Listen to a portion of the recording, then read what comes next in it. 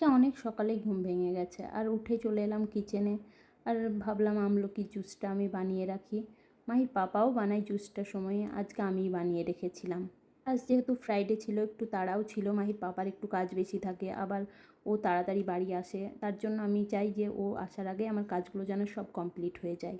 আমি সকালে আজকে ডাল বসিয়ে দিয়েছিলাম, আর কিছুটা ডাল আমি দুপুরের জন্য রাখবো, আর কিছুটা আমরা ডাল মাখনি করে রুটির সঙ্গে খাবো।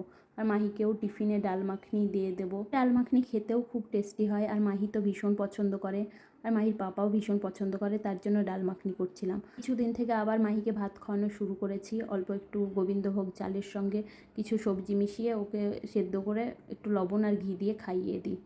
যদিও সেটা খেতে চায় না, যে একটু জোর করেই খাওয়াতে হয়। অল্প একটু খাই, কিন্তু খেয়ে গেলে না মনটা একটু ভালো লাগে।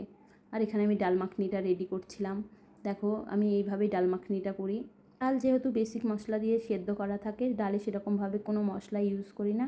উপর দিয়ে কাসুরি মেথি আর মিট মশলা দিলে দিই, আর তোমরা না চাইলে না দিতেও পারো। আর উপর দিয়ে আমি একটু লঙ্কা ছড়িয়ে দিই, ভীষণ টেস্টি লাগে, এই কাঁচা লঙ্কার এই গন্ধটা ভীষণ ভালো লাগে।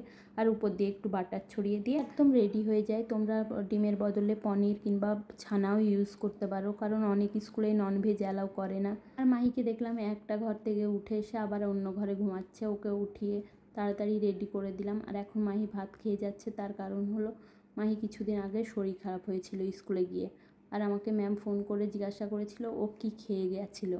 ম্যামকে আমি বলেছিলাম যে ও কিছুই খেয়ে যেতে চায় না, ও একটা ড্রাই ফ্রুটস খেয়ে গেছিলো। তার জন্য ম্যাম ওকে বলেছে যে তুমি ভাত খেয়ে আসবে, আমি মাকে প্রতিদিন জিজ্ঞাসা করব। তাই ও এখন থেকে ভাত খেয়ে যাচ্ছে। ও যেহেতু খেয়ে যাচ্ছে আমারও খুব ভালো লাগছে। আর তোমাদের ভিডিওটা কেমন লাগলো জানাবে। তোমরা সবাই ভালো থেকো, টাটা।